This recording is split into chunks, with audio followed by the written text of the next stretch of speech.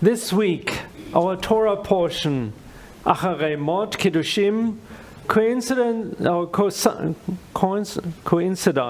with the 80th anniversary of VE Day, Victory in Europe Day. There's something profoundly moving about this conjunction. Readings that speak of holiness and remembrance paired with a date that marks both tremendous suffering and ultimate liberation.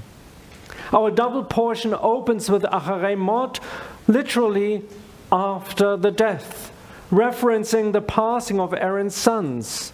It continues with Kedoshim, you shall be holy. This progression from death to holiness mirrors precisely the journey our people have traveled since the Shoah. When we think about VE Day, 8th May 1954, what images come to mind?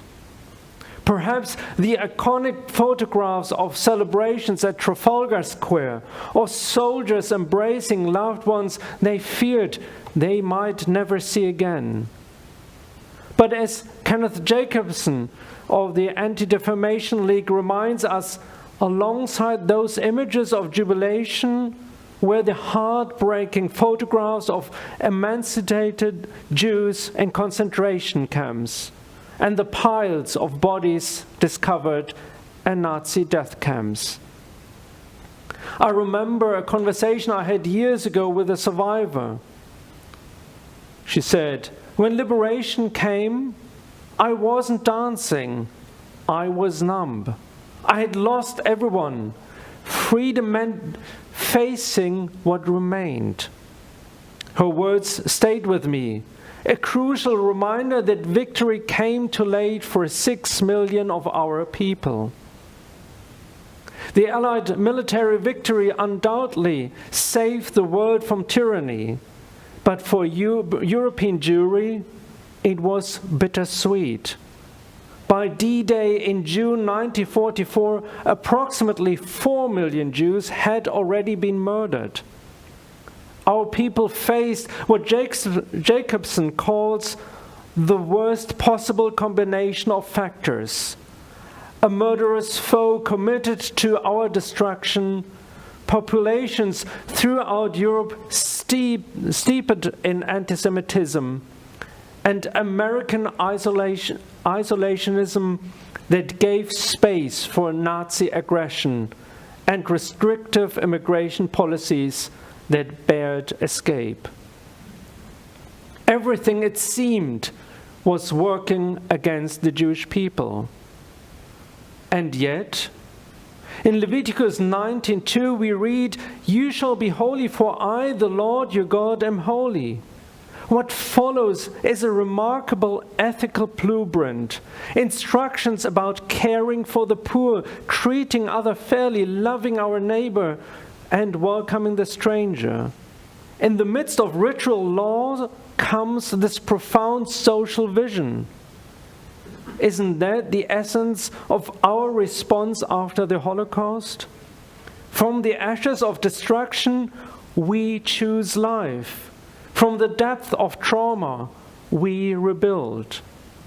The survivors' will to live, the establishment of the State of Israel, the liberation of Soviet Jewry, the flourishing of Jewish communities worldwide, all testify to the commitment to holiness, to creating a better world.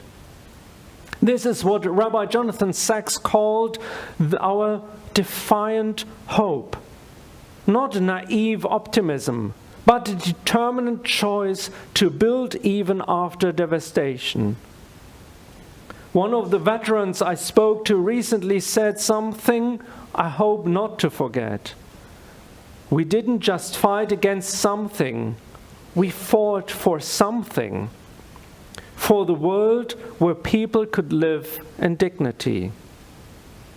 That idea that we stand for something and not against something echoes throughout our Torah portion. Kedoshim tihyu, you shall be holy, is a positive command Holiness isn't merely the absence of wrong, it is the active presence of right. After the Shoah, Jews around the world embraced this call to positive action. We didn't just say never again to hatred. We said yes to justice, to human dignity, to tikkun olam, repairing our broken world. Yet today, we face troubling realities. Since October 7th, antisemitism has surged in ways unseen since World War II. The J7 annual report on antisemitism highlights dramatic rises in incidents across 7 major countries: Argentina, Australia, Canada, France, Germany, the United Kingdom, and the United States. Our parasha teaches us that holiness requires vigilance. It demands that we stand up for what's right, that we speak truth, that we protect the vulnerable. So, what does that mean for us 8 decades after VE Day as we face new challenges? First, we must remember, not just with ritual observance, but with full hearts. We carry the stories of those who perished and those who survived. Their lives, their strength, their silence, and their words, all are part of our sacred inheritance. Second, we must recognize that remembering isn't enough. Our Torah doesn't ask us to recall the past, it commands us to build a just society. The ethical command or demand of Kedoshim, the ethical demands of Kedoshim are not optional. They are architecture of holiness. Third, we must find the balance between vigilance and hope. Yes, we must be clear-eyed about the threats we face, but we must also be dreamers, visionaries, who look beyond the headlines and see the world as it could be. There is a Hasidic teaching most of you know, and I think it was also in the sermon of the High Holiday sermon of Rabbi Tony, but I think it is most appropriate to recall it at this moment, where Rabbi Simcha Abunim taught that everyone should carry 2 notes in each pocket. You remember? One says, "For my sake was the world created," and the other says, "I'm but dust and ashes." We need both truth, the humility to know our fragility and the confidence to know our worth. As we mark 80 years since the end of the war in Europe, we stand in that tension between remembrance and renewal, between grief and determination. The Nazis sought to destroy not just Jewish bodies, but Jewish values. Our most powerful response is to live those values. Kedoshim tihyu, you shall be holy, not just as individuals, but as a community. Not just in ritual, but in how we treat each other and all humanity. Not just in memory or what was lost, but in service of what we yet can build. May we honor the past by recreating a future worthy of those we remember. Shabbat Shalom.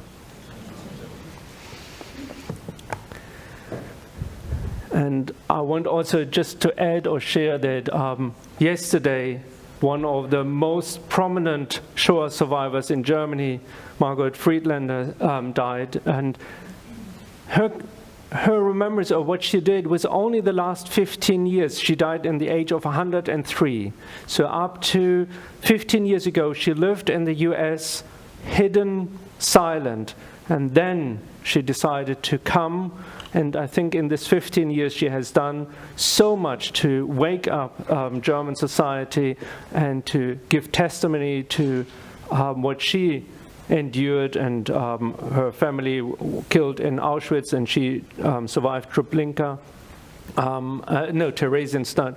But it was remarkable how in a short time she became one of the most prominent figures in Germany. And yesterday, I think the main news was not what the Pope did or what the rest of the world did in Germany. It was, I think, of the main news, 10 minutes were dedicated to her and her testimony. And she always, or the most important thing what she said is, there is no Christian blood, no Jewish blood, no Muslim blood. There's only human blood. And we all should recognize that and live and enjoy humanity and strengthen humanity.